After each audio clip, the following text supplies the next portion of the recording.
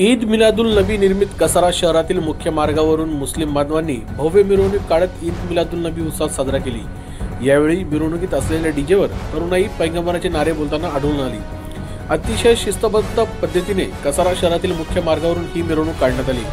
मुस्लिम समाज बांधवांच्या वतीने मिरवणूक मार्गावर लावण्यात आलेल्या हिरवे झेंडे सर्वांचे लक्ष वेधून घेतले।